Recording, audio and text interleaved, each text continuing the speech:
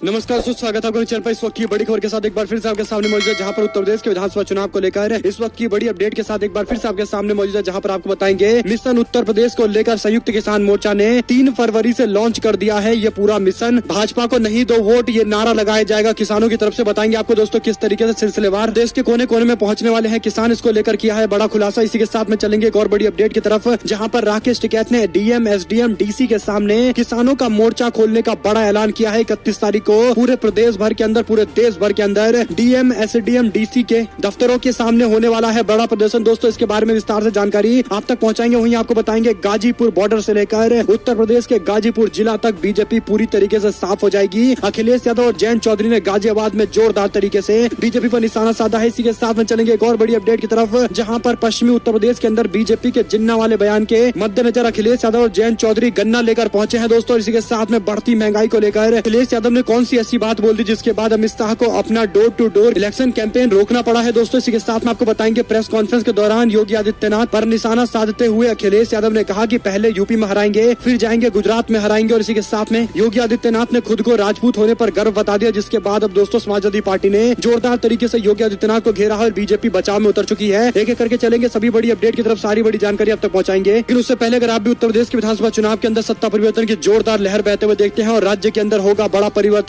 250 से ज्यादा रफ्तार से चलेगी साइकिल, तो इस वीडियो को लाइक करके, लाल बटन दबाकर, चैनल को सब्सक्राइब करके, घंटी को दबाकर दोस्तों कमेंट बॉक्स में लिखकर जरूर बताइए कि जनता करती है पुकार कि कौन आइए। कमेंट बॉक्स में लिखकर जरूर बताइएगा। इसी के साथ में उत्तर प्रदेश में काबा को लेकर दोस्तों आप लोग को क्या कुछ लगता है, क्या है उत्तर प्रदेश के अंदर योगी सरकार के अंदर, लिखकर जरूर बताइए। इसी के साथ में चलते हैं सबसे पहले और बड़ी अपडेट की तरफ, जहां पर आपको बता दें कि मिशन उत्तर प्रदेश की शुरुआत करने जा रहा है संयुक्त किसान मोर्चा। उत्तर प्रदेश विधानसभा चुनाव 2022 को लेकर किसान संगठन की अगुवाई वाला संयुक्त किसान मोर्चा भी अब सामने आ गया है। मोर्चे ने घोषणा की है देश के सबसे बड़े राज्य उत्तर प्रदेश के अंदर भारतीय जनता पार्टी के खिलाफ मिशन उत्तर प्रदेश की शुरुआत करने जा रहे हैं। ये मिशन 3 फरवरी से शुरू होने जा रहा है। किसान संगठन पिछले काफी समय से बीजेपी सरकार को चेतावनी दे रहे थे कि अगर उनकी मांगे नहीं मानी गई, 15 जनवरी तक पूरी डिमांड नहीं की गई तो भाजपा को वोट नहीं दो, इस तरीके का अभियान चलाएंगे। और अब जब बीजेपी के लोगों को पर्याप्त मौका दिया गया था लेकिन वो लोग नहीं माने, उसके बाद अब ये फैसला लिया गया है। संयुक्त किसान मोर्चा ने ऐलान किया है कि मिशन उत्तर प्रदेश के तहत केंद्रीय मंत्री अजय मिश्रा टेनी की गिरफ्तारी, बर्खास्तगी की मांग करेंगे। वहीं उनकी रिपोर्ट में कहा गया है कि समन्वय समिति की बैठक में इस पर आधिकारिक तौर पर निर्णय लिया जा चुका है। किसान नेता और भारतीय किसान संघ के प्रवक्ता राकेश टिकैत ने कहा कि वे राजनीति तो नहीं करेंगे, मगर जैसा कि केंद्र सरकार ने कृषि कानून को वापस लेने के हिस्से में हमसे कुछ वादे किए थे, कुछ आश्वासन दिए थे, उन्हें बिल्कुल पूरा नहीं किया गया है। तो हम लोग अपनी मांगों को लेकर चुनाव में इसे उठाने वाले हैं, जनता के बीच ले जाएंगे। जनता जनार्दन है, वो तय करेगी कि किसको राज्य में सत्ता सौंपनी है, क्या उसको सत्ता सौंपनी है जिसने किसानों को इतने महीने तक लगातार आंदोलन कराया। 700 से ज्यादा किसानों की मौत हो गई और ऐसे में दोस्तों निर्दय तरीके से सरकार जहां पर एक और रिस्पांस कर रही थी, वहीं पर बीजेपी के लोग अपशब्द किसानों को बोल रहे थे और इसी का प्रचार करने के लिए चौक चौराहा और गली गली घूमा जाएगा। इसी के साथ में चलते हैं एक और बड़ी अपडेट की तरफ, जहां पर राकेश टिकैत बोले, कहा पूरे देश में डीएम, एसडीएम और डीसी के यहाँ जाएंगे किसान, सामने रखेंगे एमएसपी समेत कई सारी मांगे। बीकेयू के नेता राकेश टिकैत ने कहा कि हमारा 31 जनवरी को बड़ा कार्यक्रम होने वाला है, जिसमें किसान भाई पूरे देश के अंदर एसडीएम, डीएम और डीसी के कार्यालयों के सामने जाकर अपनी मांगे रखेंगे और अपनी आवाज को उठाएंगे। चलते हैं दोस्तों एक और बड़ी अपडेट की तरफ, जहां पर यूपी के चुनाव के मद्देनजर अखिलेश यादव और जयंत चौधरी गाजियाबाद पहुंचे थे, जहां पर जाकर उन्होंने अपने लोनी, साहिबाबाद और गाजियाबाद के अपने प्रत्याशियों के समर्थन में वोट मांगा है। आपको बता दें कि इस दौरान रालोद के प्रमुख जयंत चौधरी ने कहा कि एक तरफ वो सरकार है जो किसानों, युवाओं को दबाती है और दूसरी तरफ विकास करने वाली सरकार है। अब युवाओं को तय करना है कि लाठी से मारने वाली सरकार चाहिए या विकास और रोजगार देने वाली सरकार चाहिए। आपको बता दें कि दोनों नेताओं ने लाल पोटली को हाथ में लेकर एक बार फिर से गाजियाबाद के अंदर संकल्प लिया है और साफ तौर पर कहा है कि जब तक हम उत्तर प्रदेश से बीजेपी को उखाड़ कर नहीं फेंक देते तब तक ये हमारा संकल्प लगातार जारी रहेगा। इसी के साथ में उन्होंने कहा कि अगला सरप्राइज उत्तर प्रदेश के बाद गुजरात देने वाला है, क्योंकि हम गुजरात में भी जाएंगे और विधानसभा में बीजेपी को वहां से भी उखाड़ कर फेंकेंगे। दरअसल दोस्तों पहले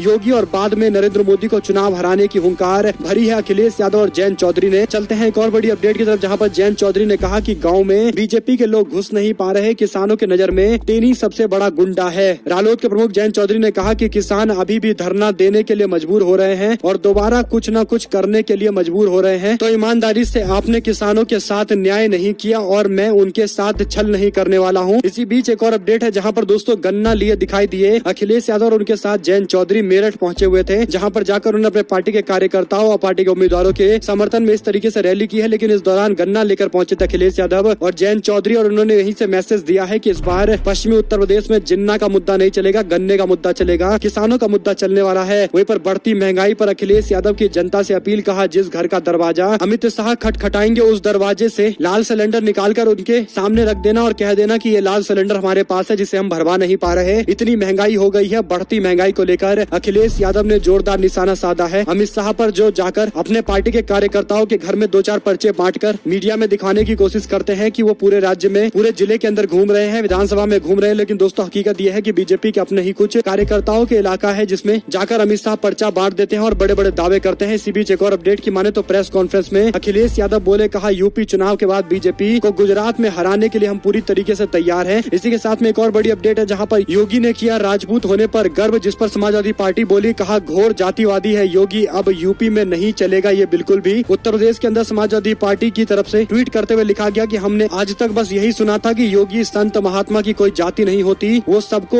एक नजर से देखता है, लेकिन यूपी की घोर जातिवादी। सीएम योगी आदित्यनाथ जी ने एक अखबार को दिए इंटरव्यू में अपने जातिवादी रवैये को स्वीकार कर लिया है और उस पर गर्व भी किया है। ये जातिवाद अब और नहीं चलेगा आदित्यनाथ जी। दरअसल दोस्तों योगी आदित्यनाथ ने एक इंटरव्यू दिया था और इस इंटरव्यू के दौरान उनसे सवाल पूछा गया था कि क्या आप राजपूतों की राजनीति करते हैं, तो इस पर योगी आदित्यनाथ ने जवाब देते हुए कहा कि मुझे कोई दुख नहीं होता, क्षत्रिय जाति में पैदा होना कोई अपराध नहीं है, मुझे क्षत्रिय होने पर गर्व है। इस जाति में भगवान के बार बार जन्म हुए हैं, अपनी जाति पर स्वाभाविक हर व्यक्ति को गर्व होना चाहिए। इस तरीके से योगी आदित्यनाथ ने जो बयान दिया है ये उत्तर प्रदेश के अंदर कहीं न कहीं दोस्तों एक बार फिर से जाति को लेकर नई बहस को जन्म देने वाला है, इसमें कोई दो राय नहीं है। समाजवादी पार्टी ने पहले ही जोरदार निशाना साध दिया है। इसी के साथ में दोस्तों पेगासस जासूसी मामले को लेकर एक बड़ा खुलासा हुआ। आपको बता दें कि देश के बड़े बड़े लोगों के फोन में पेगासस डालकर जासूसी करने के मामले पर कई सारी जांचें चल रही हैं, लेकिन ऐसे में एक बड़ी जानकारी सामने आई है जहां पर न्यूयॉर्क टाइम्स की तरफ से एक लेख लिखा गया है जिसमें दोस्तों 2017 के अंदर मोदी सरकार ने इजराइल के साथ एक डील किया था जिसमें हथियार खरीदे गए थे, लेकिन हथियार के साथ साथ पेगासस भी खरीदा गया था। ये खुलासा अमेरिकी समाचार पत्र की तरफ से किया गया है। दरअसल दोस्तों $2 अरब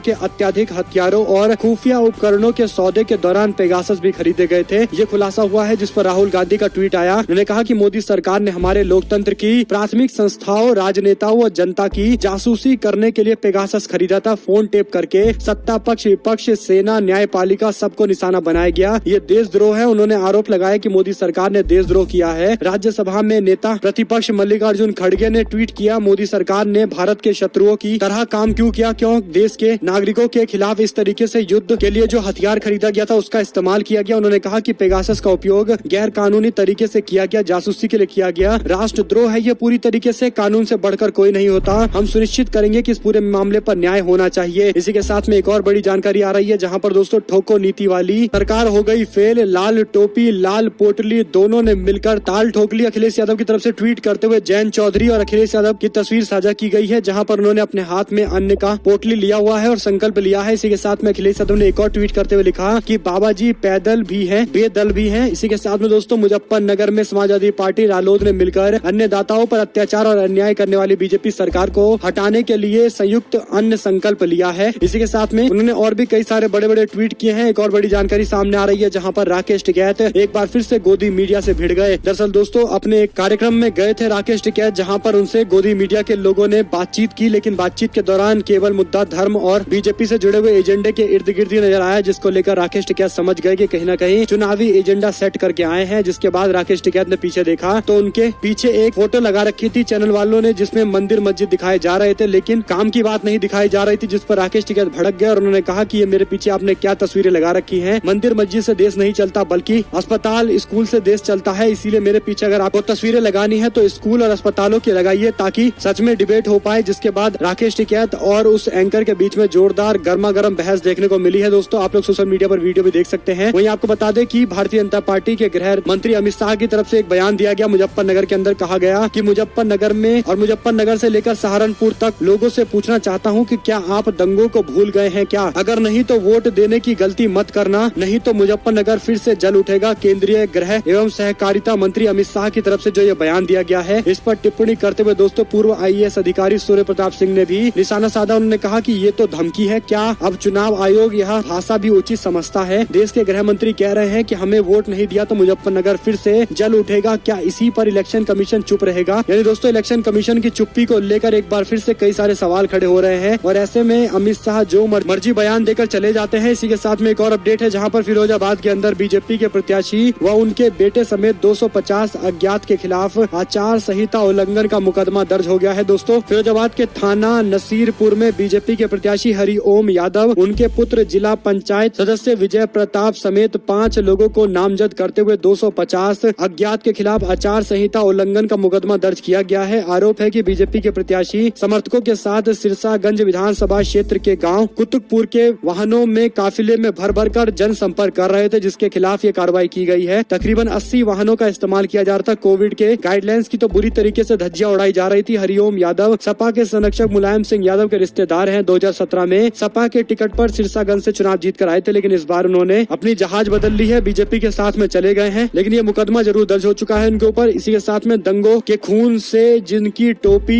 रंगी हो उनको क्या आप वोट देंगे? योगी आदित्यनाथ ने भी मुजफ्फरनगर के मामले को लेकर एक बार फिर से जोर देना शुरू कर दिया है। दरअसल दोस्तों, योगी आदित्यनाथ मुरादनगर के अंदर जनसभा को संबोधित करते हुए सपा के प्रमुख अखिलेश यादव पर निशाना साध रहे थे। उन्होंने कहा कि दंगों के खून से जिनकी टोपी रंगी हुई है, जनता उनको वोट देने की भूल नहीं कर सकती। लेकिन एक बात दोस्तों तय हो चुकी है, जिस तरीके से योगी आदित्यनाथ और अमित शाह की तरफ से बयान दिए जा रहे हैं, वो कहीं ना कहीं साफ संकेत है कि राज्य के अंदर बीजेपी अपना एजेंडा शिफ्ट कर रही है और चुनाव से तकरीबन एक सप्ताह पहले इस तरीके से अपने पक्ष में एजेंडा बनाने की कोशिश कर रही है। दोस्तों, माहौल बनाने की कोशिश कर रही है। इस पर इलेक्शन कमीशन को कड़ी निगरानी रखनी चाहिए। वहीं आपको बता दें कि वरुण गांधी ने फिर बड़ा बयान देते हुए कहा कि बीजेपी या कोई भी बड़ा नेता हो, मैं किसी से नहीं डरता। मैंने ये ठान रखा है कि मैं अपने युवाओं के साथ में पूरी तरीके से खड़ा हूँ। अपने तल्ख तेवर के कारण अक्सर चर्चा में रहने वाले बीजेपी के मुखर और युवाओं के लोकप्रिय सांसद वरुण गांधी फिर से सुर्खियों में आ गए हैं। बीजेपी सरकार को लेकर भी उन्होंने एक बार फिर से आक्रमण किया है। उत्तर प्रदेश में जब कुछ मंत्रियों और विधायकों ने पाला बदला तो वरुण गांधी की भावी राजनीति को लेकर भी आकलन लगाए जाने लगे। अटकलें तेज हो गई कि किसी भी पाले में जा सकते हैं। और ऐसे में दोस्तों ये सवाल है कि उन्होंने जो हाल फिलहाल में बयान दिया है, उन्होंने कहा है कि मैं तो हमेशा से जनता के पाले में हूँ, जो जनता के सवाल होंगे उनको उठाऊंगा, अपने स्वार्थ के लिए राजनीति नहीं करता। वही दोस्तों, पैम्पलेट बांटकर कोरोना फैला रही है बीजेपी, चुनाव आयोग को उठाना होगा सख्त कदम। अखिलेश यादव ने